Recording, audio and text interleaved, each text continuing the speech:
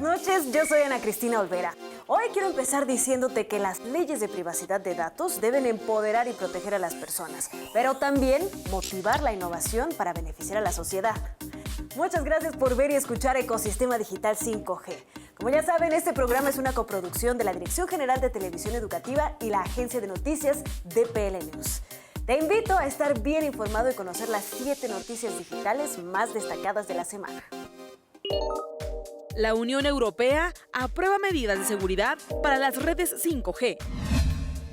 Telefónica acelera sus ventas en América Latina. Liberty y Millicom podrían comprar 50% de la empresa española. La Comisión Federal de Comunicaciones de Estados Unidos aprobó un fondo de banda ancha rural por $20,000 millones. Orange se decide por Ericsson y Nokia para el despliegue de su red 5G en Francia. El Instituto Federal de Telecomunicaciones publica criterios para alerta común por radio, televisión y telefonía en caso de riesgos o desastres. Acuerdan solución para la convivencia de 5G y televisión satelital en Brasil. La Secretaría de Comunicaciones y Transportes conectará 1,200 puntos vía satélite. Y bueno, ya saben, a toda nuestra audiencia de Ecosistema Digital 5G, les tenemos siempre los mejores invitados. Hoy queremos agradecer muchísimo a Rosa Virginia Nakagawa Morales por aceptar esta invitación para platicar. Ella es viceministra de Comunicaciones del Ministerio de Transportes y Comunicaciones del Perú. Perú, por supuesto, está creciendo mucho en conectividad y la clave pues es la visión y el liderazgo, también las políticas públicas. Pero ¿quién mejor que Virginia Nakagawa para que nos cuente todos los detalles al respecto? Viceministra, muchísimas gracias por esta entrevista. Muchísimas gracias, Ana Cristina. Gracias a tu programa y a través tuyo mis saludos muy cariñosos a tu distinguida audiencia. Muchas gracias. Primero que nada queremos preguntarle muy puntualmente cuáles son las acciones que está emprendiendo el gobierno peruano para dotar de banda ancha a toda la población de ese bello país. Ok, muchísimas gracias por tu pregunta. Trataré de hacer lo más sucinta posible. En conectividad rural, Perú ha tratado de establecer diversos mecanismos para disminuir la brecha digital, que es muy grande en nuestro país debido a la amplitud de nuestro país y a la dificultad de la geografía. Básicamente, quisiera comentarte 4 puntos maestros. El primero es el Programa Nacional de Telecomunicaciones Pronatel, que lleva la banda ancha, la fibra óptica, a través de los proyectos regionales en zonas rurales o de preferente interés social. Es como decimos, son las naves insignias que están generando lo necesario, que es la fibra óptica, para lograr esa economía digital que queremos en esas zonas necesitadas.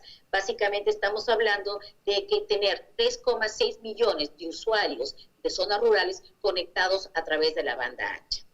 El otro segundo punto son los compromisos de cobertura en concursos de frecuencia. Nuestra mirada es no priorizar el afán recaudatorio, sino priorizar la expansión de los servicios en zonas rurales. Y actualmente tenemos 90 MHz en concurso en la banda de 2,3 y 1,7 AWS.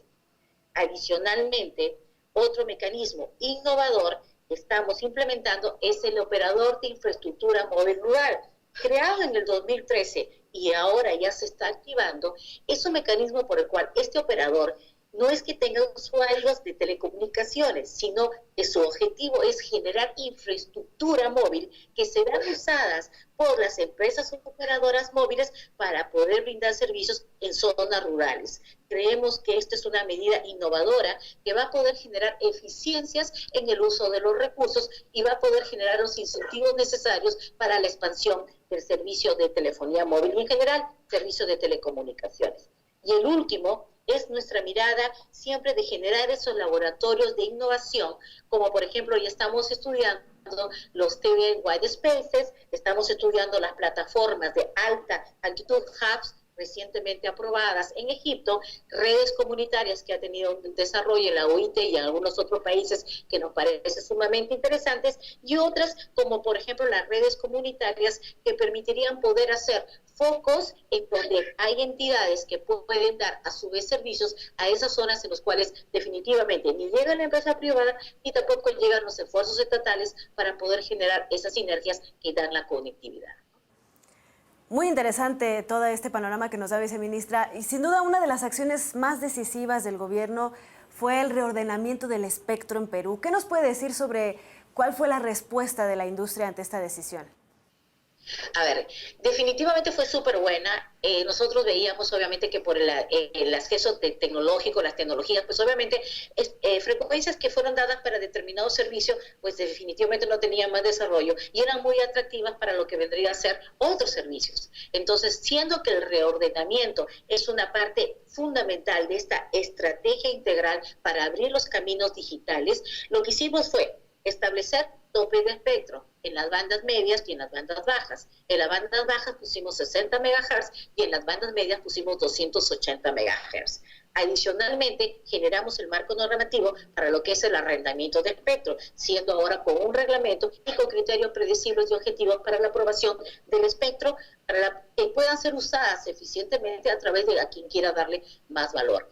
Adicionalmente, lo que establecimos fue, por ejemplo, identificamos más el espectro para lo que son los servicios IMT, como identificamos 500 MHz en la banda 3,3, 3,8, más conocida como la 3,5, lo que vendría a ser más conocida como la frecuencia insignia para lo que vendría a ser el 5G. Y adicionalmente estamos trabajando en la identificación de la banda milimétrica en el 28 GHz. Adicionalmente a ello, pusimos una nueva metodología para la medición del uso del espectro que no se basa en parámetros que salgan del escritorio de un funcionario o de un consultor, que son parámetros técnicos fijos, sino lo que establecemos es medimos la temperatura del uso del espectro que tiene una empresa en un año. El próximo año tiene que estar mejor, y así sucesivamente. Es decir, lo que medimos es el crecimiento de la empresa, que siempre tiene que estar en onda positiva, no a través de unos parámetros fijos. Y respecto al reordenamiento en sí, ya hemos reordenado la banda 2,3 y 2,5, habiendo liberado cada una 30 y 40 MHz respectivamente, que serán subastados en próxima oportunidad, y ahorita estamos en el reordenamiento de la banda 3,5. Hemos publicado la primera propuesta, estamos en la etapa de comentarios, habrá audiencias públicas y producto de esa serie de reuniones y trabajo en conjunto con la industria, con todos los operadores y en un proceso transparente y con plazos fijados, publicaremos una segunda propuesta que estamos seguros estará alineado con los objetivos del sector y con el desarrollo de la economía digital. ¿Cuál ha sido hasta el momento la reacción de la industria ante todo este panorama que nos ha explicado muy bien? Yo creo que es muy buena porque lo que está haciendo el Perú es tener un programa muy claro de incentivo a las inversiones, de un uso eficiente del espectro, pero siempre con una mirada del foco al ciudadano. La industria en general ha sido muy receptiva, ha tomado de forma positiva el tema del reordenamiento, pero adicionalmente, digamos, tenemos que trabajar mucho, porque los retos para lo que vendría a ser el 5G implica un esfuerzo nacional y un esfuerzo internacional, ¿no? Platíquenos un poco más a fondo acerca de esta hoja de ruta que deberían de tener todos los países para poder implementar ya el 5G. ¿Qué otras acciones está llevando a cabo Perú en este aspecto? Bueno, a nivel nacional, lo que nosotros identificamos fue el trabajo que debíamos hacer para liberar los caminos digitales. Es decir, el despliegue de tecnología 5G implica necesariamente una gestión y un uso eficiente del espectro. Y en eso nos abocamos específicamente y hemos estado estudiando, identificando y definiendo las condiciones adecuadas para lo que vendría a ser la implementación y la puesta en valor de ese espectro dentro de las manos de los operadores privados, como he identificado el tema de los 500 MHz en la banda 3,5. Pero adicionalmente el Perú está pronto a aprobar próximamente en estas semanas unos lineamientos de apertura para lo que vendría a ser el 5G, en que nuestra mirada es haya una mayor compartición de infraestructura. Obviamente para nosotros lo ideal sería que la compartición de infraestructura sea obligatoria, específicamente en zonas rurales y voluntaria en zonas urbanas, pero lo que vamos a hacer es una suerte de voto en confianza hacia los operadores privados para que sean ellos los que mejor se autorregulen, pero siempre con esa mirada de uso eficiente de la compartición, que vemos que es una tendencia internacional y de cual todas las empresas que quieren tener un business case y unas tarifas más competitivas saben que tienen que llegar a ello. Por tanto, la decisión en Perú, en primer término, va a ser establecer que eso sea voluntario para todos los escenarios, sin perjuicio que en algún momento de encontrar ineficiencias o fallas del mercado, entraremos a regular. También nos gusta mucho que las autoridades y los reguladores pues compartan su experiencia y su visión digital con los demás colegas de la región y con los operadores. Y por eso queremos preguntarle, viceministra, ¿qué se hace bien en Perú en materia digital que podría ser igualado por otros países según su perspectiva? Yo lo que creo es que Perú lo que tiene, al igual que otros países de la región, ha decidido enfrentar el reto que implica poder implementar una economía digital y una real transformación digital. Y eso implica tener una capacidad de reacción rápida frente a lecciones aprendidas. Creo que lo que peor podríamos hacer es dejar de focalizarnos en el bien del ciudadano. Si nosotros tomamos como funcionarios las decisiones que involucren el mayor bienestar y el mayor bienestar para todos los ciudadanos a nivel nacional, siempre nuestra gestión va a ser positiva en valor hacia los ciudadanos. Y también poder aprender rápidamente lecciones aprendidas. Y te comento, una de las lecciones aprendidas que vimos y que ojalá hubiera podido ser más rápida, pero obviamente por un tema de seguridad jurídica teníamos que cautelar, ha sido las distorsiones que se efectuaron en el tema del régimen de banda ancha. En el régimen de banda ancha que tiene aquel Perú, lo que hemos tenido que hacer es hacer unas modificaciones que recientemente han salido en reglamento de banda ancha, en la cual ya se permite para las redes dorsales nacionales de fibra óptica poder cruzar tráfico internacional a través de lambdas, lo que permite que esas redes sean mayormente más competitivas y que puedan generar más uso del tráfico. Adicionalmente, estamos permitiendo para las empresas que así lo desean y quieran firmar las adendas correspondientes para tener la mayor seguridad jurídica, estamos permitiendo que incluso puedan tener descuento por volumen para poder reaccionar ante la competencia, que obviamente las redes siguen creciendo y van a seguir creciendo, ¿no? Pero obviamente siempre cautelando que el factor de competencia y que, digamos, el entorno de competitividad sea, pues, dentro de los márgenes de lo que es la libre competencia y que no haya ningún acto de competencia desleal. Pero adicionalmente lo que hemos establecido es que esta red dorsal nacional de fibra óptica que se complementa con los proyectos regionales que tienen un componente de transporte regional, estos tramos de transporte regional que están en zonas realmente rurales y de profundo interés social, donde no están llegando las empresas privadas, lo que vamos a hacer es que definidas ya que entren a concurso público y puedan ser trasladadas al sector privado, puedan dar servicio a los usuarios finales, lo que genera un valor potencial enorme para todas aquellas entidades y público en general que está esperando la banda ancha. Pues viceministra, sin duda alguna el sector digital y el de las telecomunicaciones es un sector vivo que se está modificando y que está cambiando a cada instante, y por eso las lecciones y las políticas que ustedes generan son sin duda alguna ejemplo y van marcando la pauta de lo que pues va a ser la transformación digital en la región. Le agradecemos mucho a Rosa Virginia Nakagawa Morales, viceministra de Comunicaciones de Perú, pues por esta entrevista, y ojalá no sea la última, sino que estemos en constante comunicación para saber todo lo que sucede allá en Perú en este sector. Encantada, muchísimas gracias a ti, a tu audiencia, y ya estamos acá para la orden, para lo que tengan a bien. Muchísimas gracias, un fuerte abrazo. Hasta luego.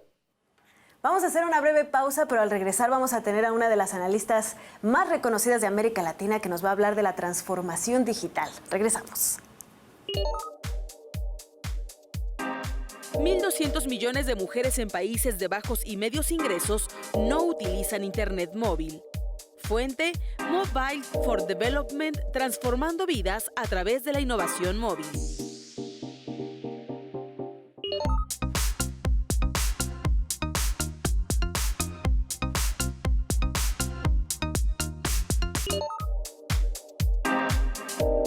Las mujeres en países de bajos y medios ingresos tienen, en promedio, 10% menos probabilidades que los hombres de poseer un teléfono móvil.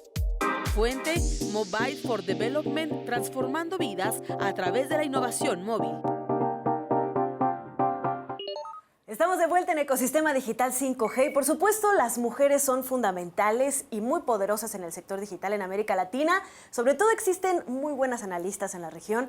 Una de ellas, una de las más reconocidas que tiene presencia en todos los foros y eventos, es Sonia Añese, analista senior de regulación para América Latina de la consultora Ovum. Sonia, pues tú eres una autoridad en estos temas, los reguladores y los operadores te escuchan, por eso hoy queremos platicar contigo. ¿Cómo estás? Muy bien, muchas gracias por convocarme y bueno, gracias por tan excelente presentación, realmente un gusto. Es un gusto para nosotros. Primero queremos preguntarte, ¿tú crees que la transformación digital en América Latina va lento o va rápido? ¿Y por qué? Mira, yo creo que la transformación digital está sucediendo. Lo que pasa es que estamos yendo más lento que el resto del mundo. Realmente esto es algo preocupante, porque cuando analizamos esto históricamente vemos que las perspectivas son bastante preocupantes hacia el mediano plazo. Actualmente, digamos, cuando hablamos de transformación digital, uno de los puntos centrales tiene que ver con la productividad, lo que desarrollamos, lo que fabricamos. Y, por ejemplo, por cada trabajador, lo que produce en Estados Unidos, en América Latina se requieren 4. Esto da cuenta, digamos, de cuán atrasados estamos y cuánto nos falta desarrollarnos. E incluso, digamos, si nos comparamos históricamente con países que estaban hace 30, 40 años mucho más atrasados, como podría ser India, China, Vietnam, Tailandia, vemos, digamos, que el desarrollo de ellos ha sido impresionante. Nuestro PBI, en promedio, digamos, ha ido aumentando en algunos países un 20 a 30% el PBI per cápita, en el caso de Argentina, de Brasil, en el caso de México se ha duplicado, en el caso de Perú, en el caso de Chile se han duplicado, pero estos países han crecido 7, 8, 10 veces más. Entonces realmente muestra que el ritmo de crecimiento no es suficiente y hay mucho para hacer. En este sentido, Sonia, ¿crees que los gobiernos deben de conservar los incentivos a la inversión privada?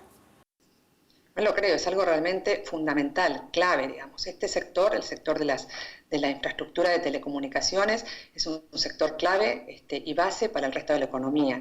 Si analizamos, digamos, históricamente, digamos, los últimos 15 años, las infraestructuras en telecomunicaciones fueron un 80% desarrolladas por el sector privado, mientras que otros sectores de infraestructura, como ser el de transporte, por ejemplo, solamente el 20% lo hicieron los privados, mientras que el 80% lo hizo el sector público. En agua y saneamiento, solamente el 5% fue hecho por privados, el resto por el sector público. En lo que tiene que ver con energía, 60% público, 40% privado. Es decir, que es un sector que ha crecido y viene creciendo por el esfuerzo privado, y esto tiene que mantenerse a futuro, porque si no, realmente la situación va a quedarse rezagada con respecto al resto del mundo. Entonces, los incentivos para asegurar que las empresas sigan invirtiendo en la región y en este sector son fundamentales, porque cualquier inversor puede elegir invertir en cualquier sector, puede elegir invertir, por ejemplo, en el sector de la tecnología, que es tan atractivo, y uno ve cómo suben las acciones de Google, de Apple, las primeras, digamos, en rankings mundiales. Puede decidir invertir en estos países, como hablamos de Corea, de Tailandia, con estos niveles de crecimiento, o puede decidir invertir en América Latina. Pero para eso se tienen que dar los incentivos para realmente atraer esas inversiones y mostrar que hay un retorno de inversión posible e interesante hacia el futuro. ¿Cuáles serían, según tu perspectiva, estos incentivos clave? Mira, primero hay un punto básico que tiene que ver con justamente el marco normativo general, que sea atractivo para las inversiones. Esto tiene que ver, digamos, justamente con la legislación, con dar reglas claras, que sean continuas, no, digamos, como muchas veces sucede en América Latina, que cada gobierno que viene trae una nueva política y cambia lo que había hecho el gobierno anterior, es decir, que hay que dar continuidad, hay que tener autoridades regulatorias que sean independientes, que le den tranquilidad y seguridad al inversionista respecto a estas inversiones tan importantes que están haciendo, y que el tiempo de recuperación de estas inversiones, estamos hablando de un mediano o largo plazo, no son inversiones que se recuperan de un año al otro. Entonces, este marco normativo general es algo básico. Por otro lado, también dar incentivos vinculados a lo que hace al despliegue de la infraestructura. Como decía, este es un sector que requiere hacer grandes inversiones y muchas veces se encuentran con trabas, como por ejemplo, no contar con el espectro suficiente, es decir, las frecuencias que se utilizan para este tipo de servicios de banda ancha móvil, lo que hace a los temas impositivos. Por ejemplo, se entiende que el sector es un sector que permite recaudar principalmente dinero y no se lo ve como un sector que aporta al desarrollo económico general. Entonces, bueno, toda la política impositiva es fundamental, la política respecto a facilitar todo lo que hace el despliegue de infraestructura, tanto con recursos como ser el espectro radioeléctrico y todo lo que hace el despliegue de infraestructura, la posibilidad, digamos, también de compartir la infraestructura que está disponible y hacer, digamos, que todos estos aspectos sean considerados cuando se analiza que una inversión se va a hacer, que tiene que ser algo que tenga una previsión hacia futuro, ¿no? Claro. Sonia, y bueno, además de todos estos elementos tan importantes que tú analizas, pues estamos en el despliegue y en la implementación del 5G. ¿Cómo ves a la región en este aspecto y sobre todo, pues cuál debería ser la política de espectro?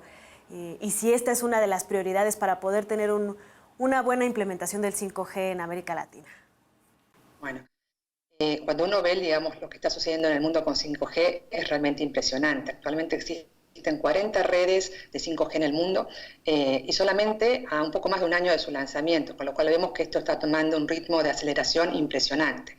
En América Latina hay un solo país que tiene una red de 5G muy limitada, que es Uruguay, y donde claramente, digamos, el primer paso para contar con estas redes es contar con el espectro, es decir, las frecuencias sobre las cuales se dan estos servicios, digamos. Hemos visto cómo hubo espectro para los servicios 3G, para los servicios 4G, bueno, ahora es el siguiente paso que son los servicios 5G que requieren mucha más ancho de banda de espectro porque es mucha más la cantidad de datos que se envían, con lo cual los requerimientos son más altos.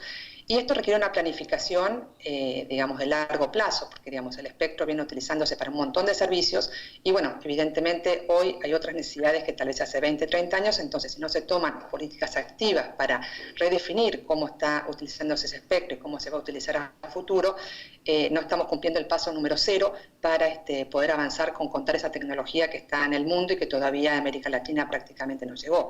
Acá claramente es un recurso que depende de los estados son los que definen cómo se utiliza este espectro y hay que hacer un trabajo, digamos, que lleva tiempo, pero decisión política también para prever, digamos, todos los usos que se van a tener. Han habido varias iniciativas en la región, de planes, algunos anuncios que se va a hacer licitaciones de espectro en Chile, o en México también se ha hablado, pero concretamente no hay ninguna fecha, no hay nada específico, digamos, de cuándo va a ser la primera licitación de espectro en la región, con una fecha concreta y un cronograma y plazos, digamos, que es lo que justamente requiere un inversor para saber con qué va a contar, en qué momento y con qué plazos.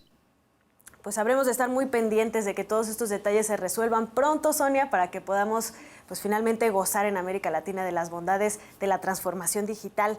Te agradecemos mucho, Sonia Agnese, analista senior de regulación para América Latina de la consultora Ovum.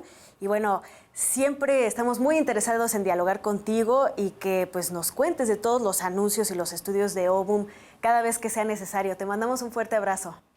Bueno, muchas gracias, saludos y gracias por la invitación. Gracias. Y ya está ahora con nosotros en el estudio de ED5G Violeta Contreras, quien es periodista de DPL News y a quien ya conocen bien. Violeta, ¿cómo estás? Hola Ana, muy bien, gracias. ¿Y tú? Muy bien también. Oye, el pasado 28 de enero se celebró el Día Internacional de la Protección de Datos Personales y tú estuviste en el evento que se realizó en la Ciudad de México con este motivo. ¿Qué es lo que piensa la autoridad, pues aquí en nuestro país, encargada de la protección de nuestros datos, acerca de los retos que existen en este momento para proteger nuestros datos, pero al mismo tiempo, pues que no se limite la innovación? Sí, bueno, en la era digital los datos adquieren una gran relevancia porque a través de su transformación y su procesamiento, las empresas pueden transformar sus modelos de negocios, ¿no? Es como el oro de la era digital. Sí, claro, es el corazón de empresas tecnológicas como Google, Facebook, Amazon, Twitter. En ese sentido, pues también representa grandes retos para los entes reguladores de cada país, en este caso, pues el INAI. Y lo que se busca es crear las condiciones para que haya un libre tránsito de datos a través del mundo, porque pues la conectividad no solo se limita a las fronteras de cada país, ¿no? Para que estas compañías pues puedan hacer uso de estos datos, pero de una manera responsable en la que también se proteja la privacidad y la seguridad de los usuarios. En ese sentido, pues México tiene una regulación que es la Ley de Protección de Datos Personales y pues se considera que es adecuada, pero también ahora en el marco del Tratado de Libre Comercio con Estados Unidos, Canadá y México, por supuesto, pues también representa otros retos porque hay un capítulo específico sobre el comercio digital y entonces cada regulador de cada país tiene que emprender acciones específicas para garantizar la transferencia de datos entre los países, condiciones de ciberseguridad, la rendición de cuentas a partir de cada empresa que tiene estos datos en su poder. ¿Cuáles son las posturas que han tomado empresas como las que ya nos mencionabas, Google, Facebook, Twitter, respecto a cómo manejar los datos? Y bueno, ya se han visto envueltos cada uno de ellos en diferentes controversias en diferentes partes del mundo acerca de cómo manejan estos datos. Sí, bueno, pues como te decía, es el corazón de estas empresas, ¿no? Es la base de su modelo de negocios. A partir de ahí, pues ellos pueden transformar sus productos y servicios y ofrecer nuevos productos y servicios a los usuarios. Pero también, como bien dices, han sido foco de varios problemas de violaciones graves a la privacidad de los datos personales de los usuarios. Un caso muy emblemático es el de Cambridge Analytica de Facebook, ¿no? Que los datos fueron utilizados de una manera incorrecta para influir en los procesos electorales de diferentes países. En ese sentido, pues, las empresas han sufrido de problemas y han visto afectada su reputación y la confianza que los usuarios tienen en ellos. Entonces también ahora tienen una postura mucho más abierta sobre la protección de datos, ¿no? Porque también les conviene que haya un marco regulatorio que les dé certeza a ellos y que, pues a final de cuentas, también los datos pueden ser transformados en riqueza, ¿no? Para las naciones y por supuesto para estas empresas. ¿Consideras que nuestro país está fuerte en esta regulación o le falta todavía madurez? Pues conforme lo que dicen los especialistas, y la regulación es adecuada. El problema pues es también la aplicación, ¿no? Y también existen otros marcos internacionales, otros estándares internacionales que todavía falta estudiar a México y, por ejemplo, con lo que te mencionaba del TEMEC, pues acordar las medidas específicas que tendría que aplicar el Instituto Nacional. Y pues ahora, por ejemplo, hay una discusión con la reforma de esta ley. Está una propuesta de Morena, pero pues la reforma va enfocada a otra cosa, ¿no?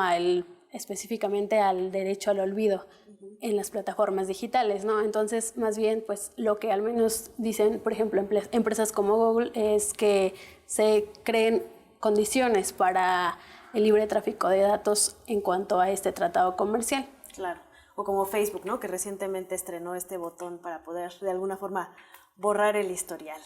Sí. Muchas gracias, Violeta. Siempre es un placer tenerte aquí. Bueno, seguiremos analizando este tema que dará para mucho más. Claro que sí, igualmente. Gracias.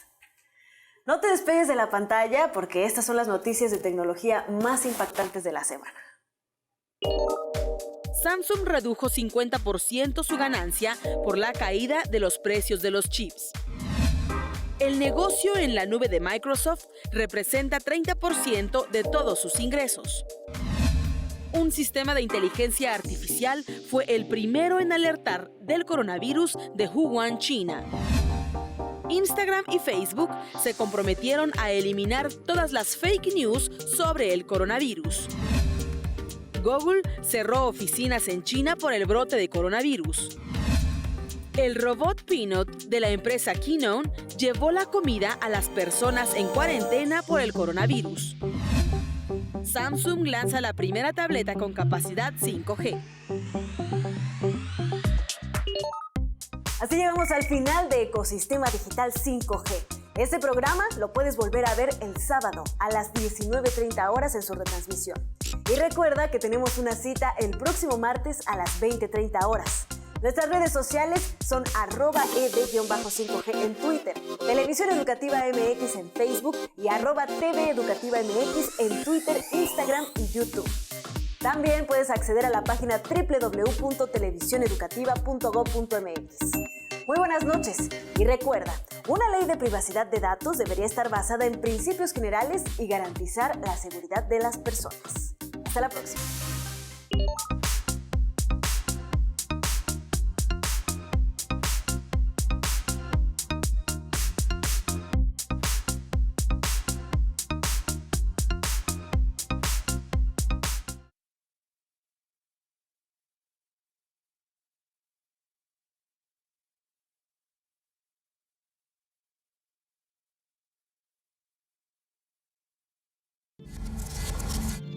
Televisión Educativa.